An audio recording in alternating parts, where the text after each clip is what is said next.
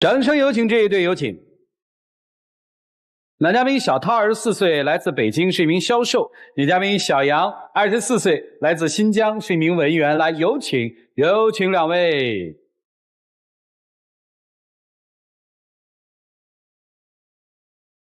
欢迎两位哈。这个你女朋友说你是个妈宝男，你认吗？我不太认可。不认啊？怎么就是妈宝男了呢？我是觉得他这个人在生活当中特别没有主见。比如说？就说一些小事儿吧。我们俩就是有一次，因为大学毕业以后，一直就是两个人自己租房子住。有一天呢，我们家里就电视机坏了，然后他在家，我在上班，他就给我打电话，我就说，那你就找人修呗。我觉得这是一件很小的事情，就没有必要打电话。然后他呢，就先给我们那个房东打电话，然后又给他朋友打电话，后来又上网查资料，然后就众说纷纭，他自己就没拿定主意。然后直到我下班回来，这个电视还没修好，还是我打电话找了一个维修工来，这事儿才算解决了。我觉得我上了一天班挺累的了，回到家里面还要为这点小事儿操心，就觉得如果以后我们俩生活在一起，大事小事都得我来操心，那我岂不是得累死啊？嗨，这个只能说明他做事犹豫不决呀，并不能说明他没主见，是吧？当时没他说的那么夸张，因为我在家看电视的时候，电视突然间黑屏了嘛，我以为可能是他弄的，就跟他打一电话，就问一下，他不知情。然后这个房子又是房东的，我怕就是我要是自己修的话，小毛病修成大毛病就不太好了嘛。然后我就上网导了一下那个资料，我也没弄好。这时候刚好他回来了，看我还没弄好，他就生气了。行，还有别的吗？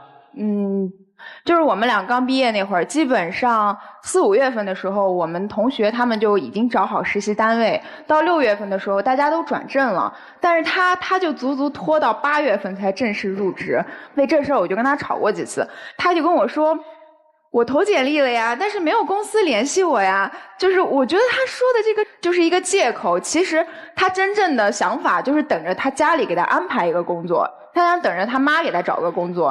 包括他现在上班的那个公司也是，就是他妈托朋友的朋友给他找的。没你说的那么夸张吧？当时大学刚毕业，我也特别迷茫，不知道往哪方面去发展。那个简历我确实投了，但是他们那公司压力都特别大。我呢，平常就是自由惯了，我比较喜欢一个安逸的一个人，我不想就是吃那么多苦，你明白吗？不是，我觉得既然你都已经决定跟我一起留在北京了，你就不能像我一样，如果我找不着工作，我都觉都睡不着，饭我都吃不下。不是我不愿意吃苦，是我不想那么大压力，你明白吗？每个人都能吃苦，每个人都要承担压力，每个人都去打拼，就别人都可以，就你不行吗？还有一次就是我们两个同学吧，给他介绍了一份工作，那个工作就是在一家公司做电话销售，要经常就是要跟客户去打电话沟通啊，可能要加班多一点，但是月薪1万多，我觉得这个对于一个刚毕业的大学生来讲，真的是一个很不错的机会。但是我跟他说了这件事儿之后，他做的第一件事就是给他妈打电话去，然后他妈说儿子这个工作挺累的，要不你别去了吧，他就真的没去。你还是太单纯了，哪有刚毕业的工作就1万多的呀？我给我妈打电话是有原因的，我觉得我妈妈踏入社会这么久了，她肯定有她的经验嘛，对吧？我给我妈打电话就说了这个情况，我妈说孩子你这刚毕业，你说工资1万多，说出去你自己信吗？然后我妈妈说可能会加班。怎么不信呢？别人都1个月都能拿着1万多，你是吃不了那份苦。你是真见着别人拿那个钱了吗？人家只是那么说而已，就骗你过去。可是你去尝试了吗？你连试都没有试，你怎么知道人家就拿不了这1万多呢？姑娘说的第一反应，可能我老了，我第一反应是什么工作啊？1个月1万多，接个电话，我真是第一反应。就是电话销售，然后就是跟客户打电话。销售什么呀？这得利润多大呀？就打一电话的销售，得一排销售，1个月1万多。没有，他们那个公司是一个英语培训机构，就是跟家长啊什么，跟学员这个其实不重要，重要的是你可以怀疑，但是后面你说的对了，要再了解嘛。对，这个都不重要，就这一件事儿，就跟妈妈商量一下，不算妈宝男孩子。还有他那个上大学的时候他妈送他来上学，然后就在学校附近租了一个房子，陪读了他1个月。我真的觉得挺夸张的。我第一次出远门来北京上大学，周边的环境我都不适应，我妈妈担心我被别人给骗到，把我送到北京之后呢，就在北京陪了我1个月，教我应该怎么样跟外人打交道，就怎么样来生活。我觉得我妈妈做的没有错呀，妈妈这个完全是关心我嘛。可能是因为我们俩家庭环境就完全不太一样吧。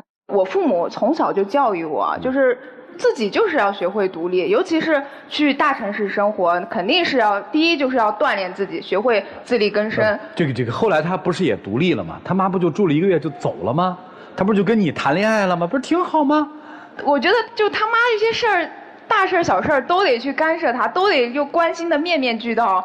关心他也就算了，我们俩在一起之后，他妈把这种关心更是转移到我们俩身上了。有一次我看见他跟一个女生发短信，就是聊天嘛，挺暧昧的。然后当时我就特别生气，我就跟他为这事儿吵了一架。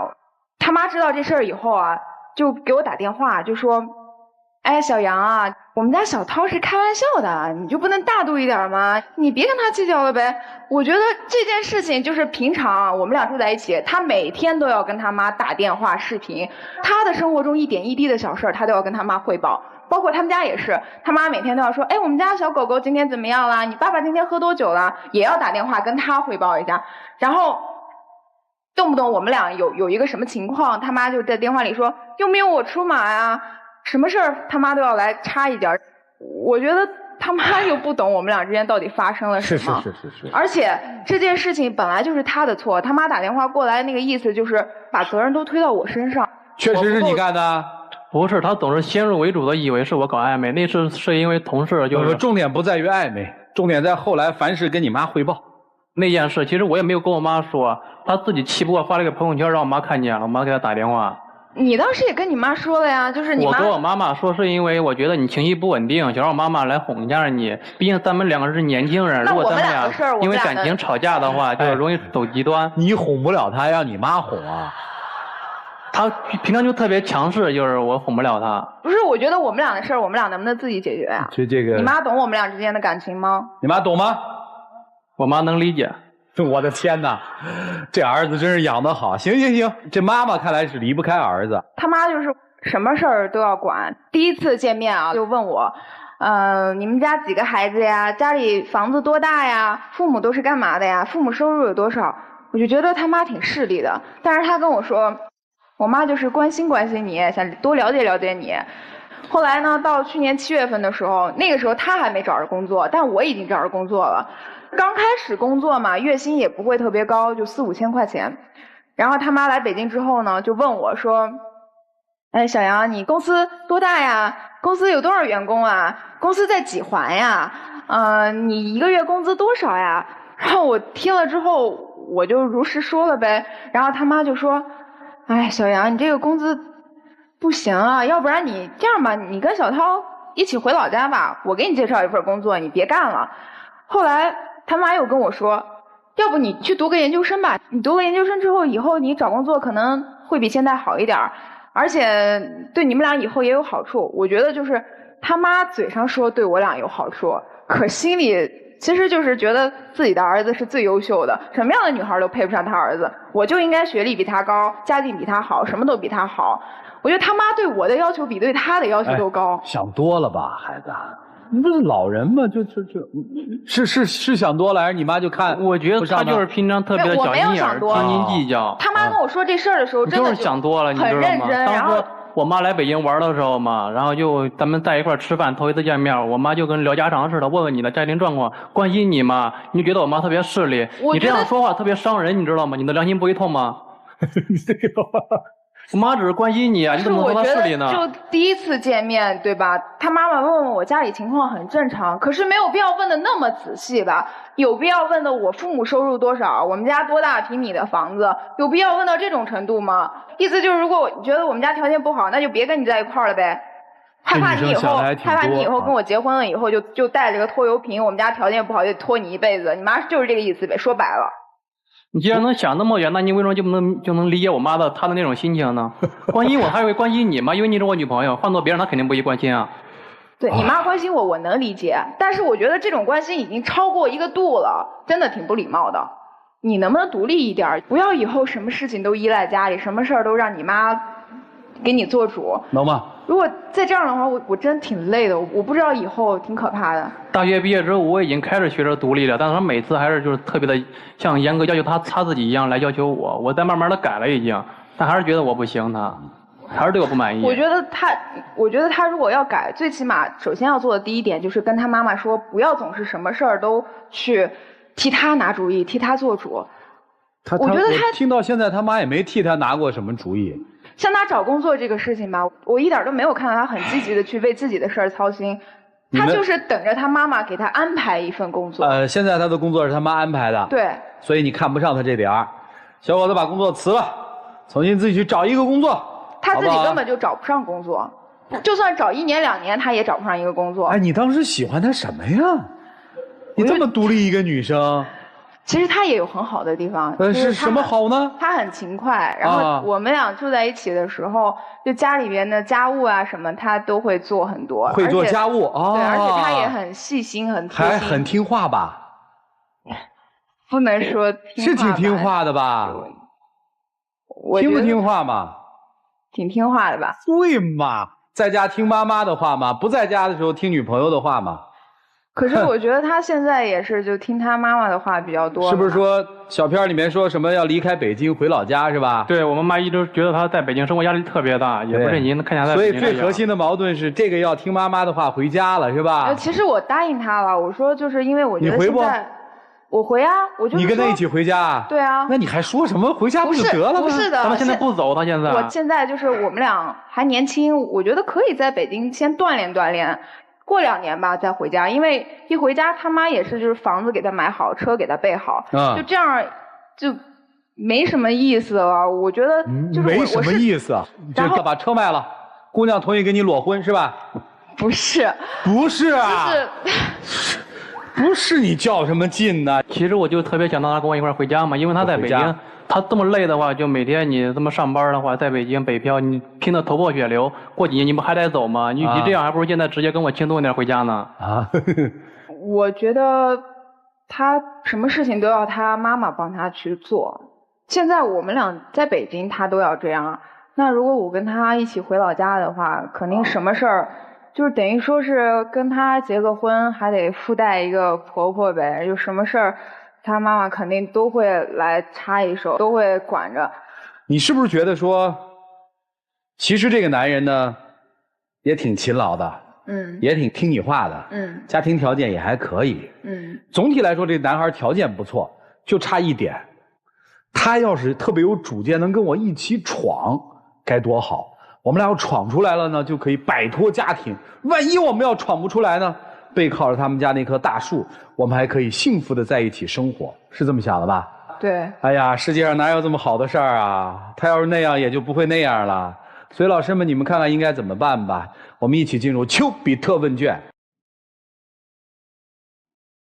我先问一下小伙子，你觉得自己是妈宝男吗？我觉得自己不是，只是听妈妈的意见多一点而已。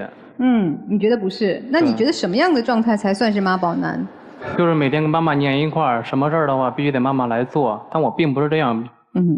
姑娘，其实我们看问题通常是要两面看的。你刚才也说了，他有很多优点，这也许是他和他妈妈比较亲近所带来的一些优点，比如说相对比较乖啊，比较本分啊，比较贴心啊，这是他的利。弊就是你觉得他不能够完全和妈妈情感精神上独立，完全和你那么接近。但是你有想到过没有，正是因为他这样的状态，才会给你现在一个情感上安稳的感受。刚才你在台上说，爸爸妈妈都把这个房啊车准备好了，我们根本没有自己表现的机会。你心里很清楚，因为他家里人给你们准备了相对于来说安稳的生活，你才有底气说咱俩闯去吧。你心底深处其实是认可他的这个状态，那就不要在思想上或者是语言上再去纠结了。不要一面说啊，我要拥有这个男孩的温和，拥有他家庭的好条件，我不行，我要独立，我不能依赖长辈。你要那么独立，你就去找个和你一样的人，你们俩一起独立奋斗去呗。家里金山银山我不看，你没选呀，说明你内心深处还是渴望有这种来自于父辈母辈给你们带来的安全感。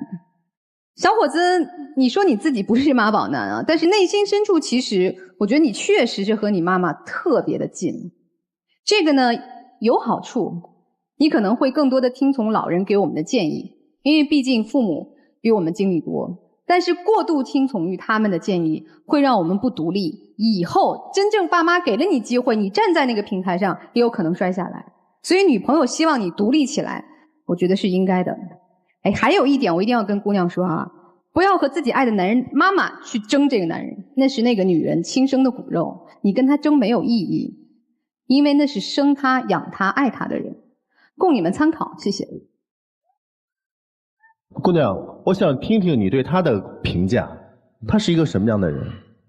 其实他挺照顾我的，因为有一次我生病了，去外地出差嘛，然后去深圳，然后当时我就跟他说发高烧挺难受的，后来他当天就从北京买了一张票，然后飞过去就照顾我，我就觉得在生活上面他确实挺照顾我的，而且也挺懂浪漫的这个人。可是他很多事情自己拿不定主意。他可以做家务，对你也好，温柔体贴，并且我觉得彬彬有礼。他基本上不会抢你说的话，即使你在说他的母亲的时候，他也是等你说完，再把这原因解释。哦，我们一听原来是这个样子。所以这么有素质的一个男孩，你不应该感谢他的母亲吗？他的确在依赖母亲这件事情上比普通人稍微多了一些，但并没有形成所谓妈宝男。母亲对于他的爱可能比其他母亲又浓厚又多了一些，但还没有到溺爱。你知道溺爱之下形成妈宝男是一什么状态吗？非常的自私、自我、自理能力很差，还有最重要的一点，对于爱情当中的影响就是爱无能。因为他从小就觉得家人对我的爱都是天经地义的，别人给我的爱也是天经地义的，他只会接受爱而不惜得去付出爱，这点男生是没有的。所以你过度的放大了妈妈对他的爱，他对妈妈的依赖。所以呢，我建议呢，你可以跟母亲做一个有效的沟通。我希望你可以是听从他的意见，但是不让他实际参与进来，明白吗？这样你就会慢慢的就是摆脱对母亲的依赖。因为你记住，父母对你的爱一定是最终让你独立的。尽快的这样，因为你的女朋友是介意这一点小问题的，好吗？就这样。女生，你到底是喜欢稍微强势一点的男人，还是喜欢像他这样文静的男人？稍微强势一点。那你就别找他嘛。但分明你找的是他嘛。你在享受了一只害羞的小白兔的温柔的同时，你又希望他能够成为强有力的一个男人，这怎么可能呢？如果今天他跟你分了手，你觉得他还能找到比你条件好的吗？可以吧？其实你不太有自信，对吗？没有想过这个问题。不要跟他母亲去争了，你争不过的。他母亲给了他生命，给了他良好的家教，你给了他什么？你要怪就怪自己没有魅力。任何一个不管是有多听父母不成熟的男子，都会因为一个能够激发起自己保护欲和雄性的这样一个女人而变得成熟。你为什么没有这样的魅力？你明白吗？一方面可能真的是你缺乏这样激发他的某些因素，还有另外一方面是，当你说他的母亲很势利的时候，你难道不势利啊？当他的母亲在问你这个问你那个的时候，你觉得势利，那我想请问你在这个男人身上更多的你图的是什么？图他的长相，图他的家世。你有多爱他呢？你刚才分明说你想要一个强势一点的男人，而他不是啊。如果你真的是一个心高气傲，就是喜欢一个纯粹的男人的本质的女人，你大概是可以激起这个男人对你的尊重，激起他那种想要保护你的决心，激起他想要成长的欲望。但你没有。勇猛的男人的确有魅力，但你控制不了，而唯有他你才可以掌控。目前你的最大竞争对手是他的母亲，但在我看来，他的母亲应该是你学习的目标，做得比他更好。你说呢？就这样吗？姑娘，不要轻易的给人贴标签啊！苏东坡和苏小妹的故事其实早就告诉我们这个原理了。别人在你眼中是一个什么东西，其实你在别人眼中是依然是这样的。所以你不要轻易的去给他贴标签。你看今天给他贴了一个标签，我看所有的老师好像对这个标签都不是那么在意。能不能解决，钥匙在你手里，不在他那儿。有些男人啊，一辈子长不大，你要不想要，你就走，好不好？来，一起进入那几天和古方红糖真情60秒。小涛，其实从咱们2个上大学一直到毕业，我一直都挺感谢你，一直在我身边陪我这么久。我以前也想过以后肯定会跟你结婚生子，真的想过很多次。也许我的性格也有问题，我也不知道你以后能不能变稍微改变一点。如果说这些问题会一直成为我们俩之间的阻碍，那可能我们确实需要好好考虑一下我们之间的关系。我们风风雨雨走过3年了，我早已经把你当成我的亲人。如果以后你还是那么强势的话，我觉得我们以后可能很难相处下去了。谢谢2位，请回啊。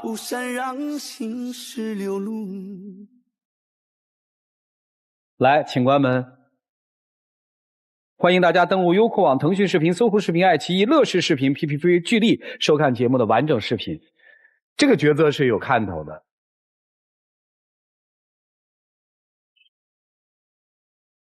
说爱我，在我的耳边对我说，我已经真的太久忘了这种心动。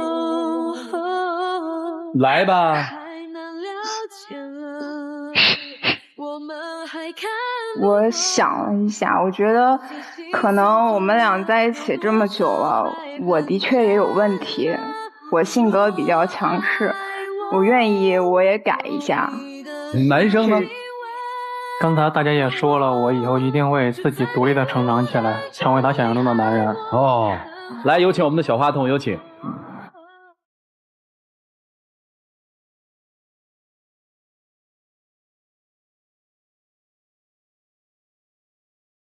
感谢药宝诗、伊贝诗纯的爱放心爱、伊贝诗纯净面膜提供的奖品赞助，来见证属于他们的浪漫吧，请见证。